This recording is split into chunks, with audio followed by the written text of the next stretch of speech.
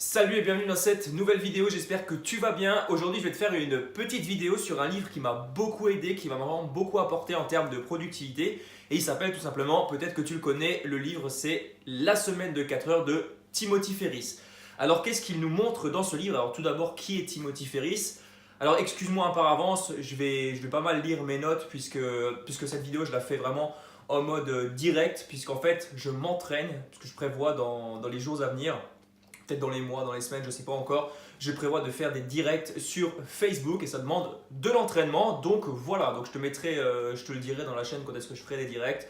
Il n'y a pas de souci par rapport à ça. Si tu es intéressé, tu auras juste à aller cliquer sur un lien et tu seras automatiquement redirigé vers ma page Facebook. Tout ça, ça va bientôt arriver, c'est pas encore fait, mais voilà, je m'entraîne.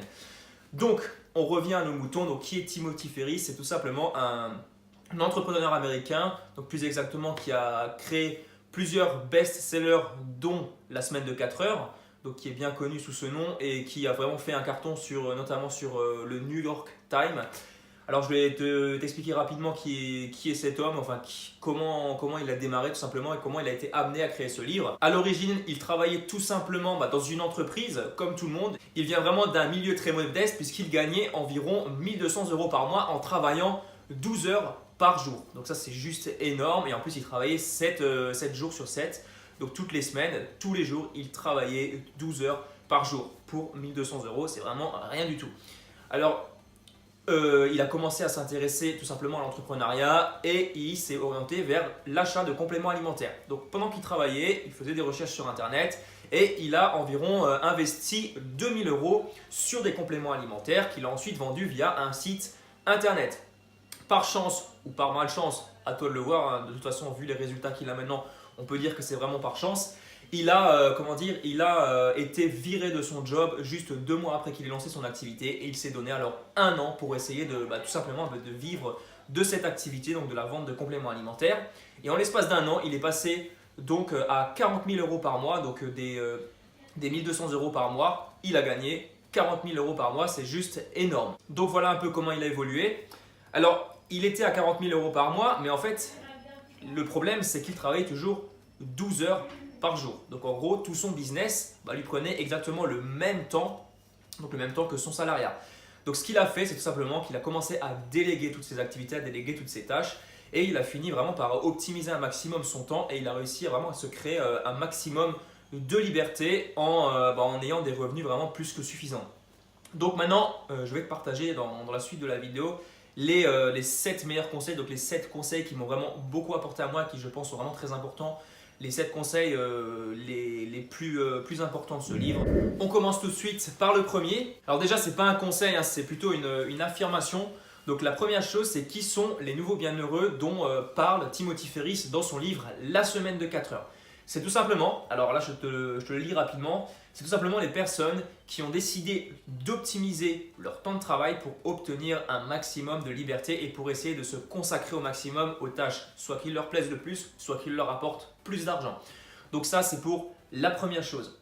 Donc, par exemple, si tu as un business sur internet, ça peut être dans la vente de formations vidéo ou je ne sais pas, sur la vente pareil, hein, comme Timothy Ferriss, de compléments alimentaires ou de matériel de musculation, tu as un business sur internet. Et au lieu de passer tout ton temps à gérer le service client, à gérer les appels téléphoniques, à tout gérer toi-même, tout simplement tu vas déléguer une partie de ce temps. J'y reviendrai dans la suite de la vidéo, mais c'est un peu vraiment le grand principe de ce livre, le fait de déléguer un maximum de tes actions qui te rapportent le moins pour vraiment te consacrer à celles qui te rapportent le plus. Toujours en reprenant l'exemple du service client, si par exemple tu décides de déléguer ce service, tu vas déléguer cette partie qui te prend énormément de temps, 2, 3, 4 heures par jour, je ne sais pas, hein, ça dépend vraiment de la taille de ton entreprise. Et au lieu de faire ça, tu vas te consacrer plutôt à l'obtention soit de nouveaux clients ou alors à faire des heures de coaching qui vont te rapporter vraiment une plus forte valeur ajoutée. C'est juste pour l'exemple. La deuxième chose que Timothy Ferriss conseille dans son livre, c'est tout simplement de se fixer des objectifs irréalistes. Alors bien sûr, l'affirmation peut te paraître un peu osé, mais en fait tu vas voir que c'est complètement le contraire parce qu'il part du principe que tout objectif réaliste, donc facile à atteindre, il y a une énorme concurrence parce que tout le monde va vouloir les atteindre, tout le monde va voir que c'est facile à faire, facile à mettre en place. Donc il y aura plein de personnes qui vont être en train de courir après ces objectifs. Alors que toi, si au contraire, au lieu de te contenter de faire comme la masse, tu vas essayer d'atteindre des choses extraordinaires, d'obtenir des résultats vraiment incroyables, et tout simplement, tu auras beaucoup plus de chances d'y arriver puisque la concurrence sera beaucoup moins grande. Bien sûr, un objectif c'est important, comme le dit Tim Ferriss dans son livre, mais il faut que tu saches vraiment comment tu vas faire pour le réaliser. Si par exemple tu te dis, oui, d'ici un an je vais avoir plusieurs millions d'euros, je vais avoir une multinationale, il va falloir savoir ce que tu vas faire demain pour y arriver. Donc ça c'est super important si tu veux vraiment bien démarrer et ne pas tout simplement aller un peu à l'aveuglette et au final ne jamais atteindre ton objectif. La troisième chose que conseille Tim Ferriss dans son livre La semaine de 4 heures, c'est tout simplement d'éliminer le superflu. Alors je vais te citer une citation. Donc être efficace, c'est faire les choses qui vous rapprochent de vos objectifs. Être performant, c'est accomplir une tâche donnée, qu'elle soit importante ou non, de la manière la plus économique possible. Alors aujourd'hui, il y a plein de moyens différents pour être efficace, mais là je vais te montrer une méthode qui moi-même m'a permis vraiment de concentrer tout ce que je fais tous les jours, vraiment un maximum sur les actions qui me rapportent le plus, donc qui ont vraiment la plus forte valeur ajoutée, et également les choses que Tim Ferriss a pu mettre en place dans son business.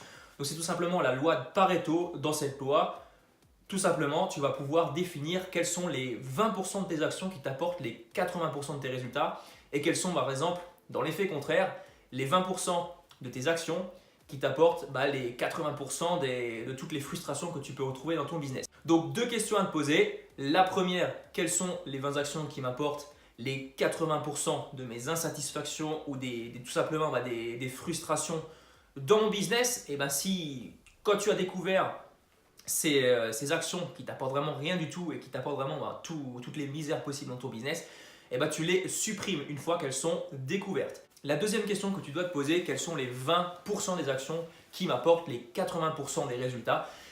Tout simplement, tu vas te concentrer, donc tu ne vas pas les supprimer bien sûr parce que c'est celles qui t'apportent le plus de résultats, c'est pas pareil que l'exemple d'avant, mais bien entendu tu vas te consacrer sur ces 20 actions et tout le reste tu vas le déléguer ou tu vas tout simplement le supprimer si ça ne te sert à rien. La cinquième chose que conseille Tim Ferriss dans son livre, c'est tout simplement d'externaliser les tâches pour être plus efficace. Donc qu'est-ce qui est externalisé? C'est tout simplement, comme je te l'ai dit tout à l'heure, c'est de les déléguer. Encore une petite citation que j'aime bien.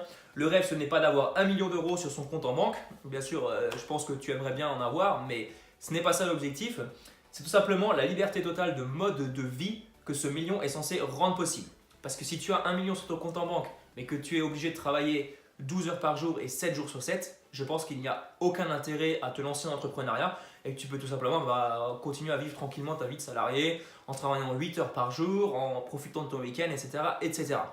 Donc voilà, c'est vraiment un point important à retenir de ce livre, c'est qu'il faut vraiment tout simplement essayer de déléguer au maximum toutes tes actions que tu vas faire et qui ne seront pas forcément utiles, qui ne vont pas t'apporter encore une fois une grosse valeur ajoutée. Donc ça va te donner en plus de cela de l'expérience en management, en gestion de personnes, etc., etc. Ça va te permettre de libérer du temps de façon considérable aussi et de te consacrer vraiment aux actions qui te rapportent le plus dans ton business. Le cinquième point, alors j'en ai sauté un. Le cinquième point, c'est la performance est inutile si on ne l'applique pas aux bonnes choses. Alors là, c'est encore une fois, je te l'ai déjà dit dans plusieurs vidéos, c'est tout simplement ce que l'on appelle les interruptions. Alors c'est le mail qui vient d'arriver, ça peut être la notification Facebook, le SMS ultra urgent à répondre. Tu vas commencer à une tâche et tu vas avoir toutes ces notifications et toi, ton réflexe, tu vas aller voir ce qui se passe, tu vas aller voir pourquoi quelqu'un t'a appelé, etc. etc. Et ça crée des interruptions dans ton travail et ça nuit vraiment fortement à ta productivité. Donc c'est à supprimer au maximum ou alors si tu es obligé de le faire, donc par exemple si tu as un service client, tu as des mails à répondre, et tout simplement tu vas regrouper ça en une seule fois dans ta journée. Ça veut dire que le matin par exemple à 10 h tu vas répondre à tes mails, à 11 h tu vas t'occuper de tes clients, tu vas passer tes appels téléphoniques sur les appels téléphoniques à passer et à 11 h tu vas faire ton sport. Voilà, il faut vraiment que tu définisses ces actions dans la journée et pas que tu rentres dans le système. À chaque notification, tu vas venir consulter ton téléphone, ton ordinateur et au final, tu vas perdre énormément de temps. Moi, je sais, je suis vraiment tombé dans ce piège un peu, surtout au début. Au fur et à mesure, quand tu vas commencer à monter, tu vas avoir de plus en plus de contacts, etc., etc. Et moi, à chaque fois, je regardais et je passais mes journées à faire ça, mais au final, j'avançais pas. Tu vois, j'avais plein d'articles à créer, j'avais des vidéos à créer, mais je passais mes journées à essayer de répondre aux notifications, à essayer de répondre aux messages, etc. etc. Et bah, l'essentiel, je ne le faisais pas. Donc ça, c'est très important à mettre en place à ton tour sur ton business si tu veux vraiment progresser. La sixième chose que conseille Tim Ferriss, c'est tout simplement de trouver ta muse. Donc c'est tout simplement, lorsqu'il parle de muse, c'est une idée de business, donc une niche. Donc tu vas trouver un marché qui te plaît à toi, hein, où tu as peut-être de l'expérience ou peut-être que tu as envie de te créer de l'expérience là-dedans. Tu vas trouver un marché, tu vas l'analyser. Je te donne encore une citation, créer la demande est difficile, y répondre est beaucoup plus facile. Donc tu vas partir d'un besoin profond et tu vas essayer d'y répondre le plus précisément possible et le plus efficacement possible. Dans cette partie, donc Tim Ferriss nous montre qu'il faut d'abord trouver une niche, ensuite créer un produit qui répond à un besoin et ensuite micro-tester ce produit. Ça veut dire que tu vas faire des petits tests à petite échelle. Si par exemple tu es dans la fabrication d'un produit en particulier, produit physique ou produit virtuel, il n'y a pas d'importance, et bah, tu vas tester. Tu vas demander à des personnes si ça les intéresse. Au fur et à mesure, tu vas voir si les gens sont intéressés par ton produit. Et bah, ça t'évitera, si par exemple personne n'a envie de ton produit, personne n'a besoin de ton produit, ça t'évitera de le faire si ça ne marche pas à petite échelle. Si par exemple ça fonctionne, tu vas pouvoir non seulement voir que ton produit fonctionne, ça c'est super intéressant si tu essaies à petite échelle, mais en plus tu vas pouvoir après vraiment concentrer tous tes efforts sur ce produit et ensuite atteindre les résultats que tu t'es fixés, enfin les objectifs que tu t'es fixés. Et tout va marcher pour le mieux si tu procèdes de cette manière. Ensuite, en septième et dernier point, j'aimerais te citer, donc là je vais te lire un peu ce que j'ai noté ici parce que je ne le connais pas par cœur, les 13 erreurs des nouveaux bienheureux, donc les nouvelles personnes qui se lancent dans l'entrepreneuriat, et les 13 erreurs les plus courantes, donc qui risquent vraiment d'être préjudiciables à ton business sur Internet si toi tu veux te lancer et si tu commets ces erreurs. Donc la première, c'est à savoir travailler pour travailler. Si toi tu commences à travailler juste pour travailler, ça ne va pas fonctionner malheureusement. La deuxième, c'est simplement de chercher à vouloir tout gérer. Donc ça veut dire que tu vas essayer d'être à fond à 100% sur ton business. Tu vas avoir la main sur tout, l'œil sur tout, et au final tu vas voir que ça va te prendre énormément de temps et que ce ne sera pas possible au fur et à mesure. Et tu vas alors soit faire un burn-out tout simplement, ou alors tu vas finir par lâcher ton business. La troisième chose, c'est s'occuper de problèmes ou de tâches que l'on pourrait largement déléguer.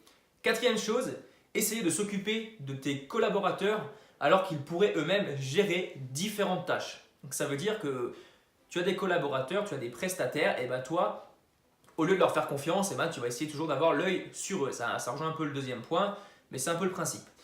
Donc, cinquième chose, te lancer dans la recherche de nouveaux clients alors que tu as largement assez d'argent pour concrétiser tous tes projets. Donc là, tu rentreras dans l'inutile. Si tu as assez d'argent pour faire ce que tu voulais, ça ne sert à rien de continuer à essayer d'en chercher puisque tu as atteint tes objectifs. Ensuite, le fait de répondre à tous les messages et appels inutiles qui ne seront au final qu'une perte de temps. N'essaye pas de répondre à tout le monde. Au fur et à mesure, tu verras qu'il y aura plus en plus de demandes, des demandes de partenariat, des demandes, etc. etc. Si tu sais que ça ne va pas aboutir, ça ne sert à rien de répondre. Ne pas distinguer lieu de travail et lieu de détente. Alors là, j'aime bien le dire, à savoir travailler en pyjama dans ta chambre. Non, ça ne marche pas. C'est totalement contre-productif.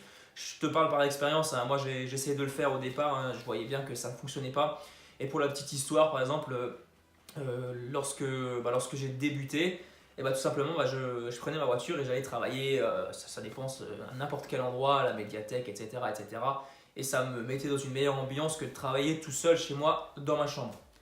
Alors, ne pas réaliser régulièrement l'analyse fondée sur la loi de Pareto, à savoir la règle des 80-20%, donc que je t'ai déjà cité tout à l'heure. Donc, il faut que tu réalises souvent cette analyse. Moi, je dirais une fois par mois, que tu te redéfinisses vraiment tes actions qui te rapportent le plus ou celles qui te rapportent le moins. Essayer de devenir parfait tant dans ta vie personnelle que dans ta vie professionnelle.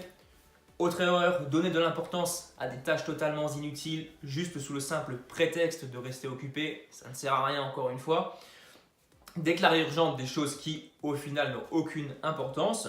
Autre erreur, faire d'un objet ou d'un produit le but de ton existence. Ensuite, le fait de vivre totalement isolé et ne voir personne. Donc il va falloir que tu ailles voir des gens. Si tu veux te lancer dans l'entrepreneuriat, il va falloir que tu découvres d'autres personnes pour avoir non seulement des retours d'expérience et de l'expertise en plus. Voilà pour ces 13 erreurs que cite dans son livre Timothy Ferriss. Tu as bien compris que toutes ces erreurs ne sont pas répétées. Et ensuite, tout ce que je t'ai conseillé dans cette vidéo, c'est à le mettre maintenant en pratique. et à passer immédiatement à l'action. Et vraiment, tous ces points, tu les mets tous les jours dans ta vie et tu essayes vraiment de progresser de cette manière. Tu verras que tu obtiendras vraiment des résultats importants. Alors maintenant, j'aimerais souligner juste un autre point du livre de la semaine de 4 heures parce que souvent ça fait un peu polémique et ça peut vraiment porter à confusion. C'est tout simplement le titre, la semaine de 4 heures. Alors bien sûr, si tu lis ce livre aujourd'hui, je ne te dis pas que dans quelques semaines, tu ne travailleras plus que 4 heures par semaine pour le double de salaire. Non, ce n'est pas du tout l'objectif de ce livre, loin de là. Donc, qu'est-ce qu'il entendait par semaine de 4 heures, Timothy Ferry? C'est tout simplement lorsqu'il avait démarré son business, je ne sais plus exactement lequel c'était. Je te le dirai dans la description, je te mettrai une petite annotation, j'irai voir rapidement parce que je ne l'ai pas noté ici. C'est tout simplement un business qu'il avait réussi à gérer entièrement en 4 heures par semaine. Alors bien sûr, il travaille plus que 4 heures par semaine, mais ce business en particulier, il avait réussi à le gérer justement en déléguant un maximum les tâches.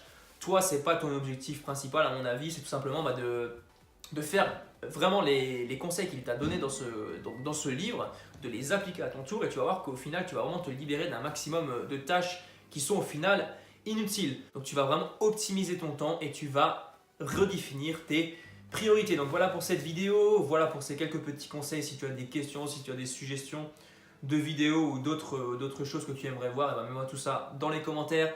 Abonne-toi à la chaîne si ce n'est pas encore fait et n'oublie pas d'activer la cloche des notifications pour être au courant des dernières vidéos lorsqu'elles sortent. Je te dis à très bientôt pour une prochaine vidéo. Allez, ciao!